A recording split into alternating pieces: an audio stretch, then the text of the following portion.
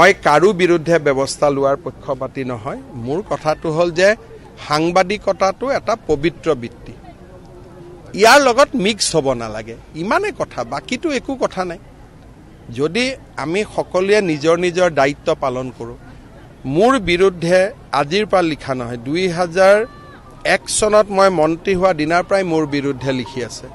কিন্তু মোৰ বিৰুদ্ধে লিখা সাংবাদিকৰ ঘৰতো মই নিজে যাওঁ, বেমাৰ আজাৰ হ'লে তেওঁলোকৰ লগত থাকোঁ, ঘৰৰ বিপদ হ'লে তেওঁলোকৰ লগত থাকিব চেষ্টা কৰোঁ।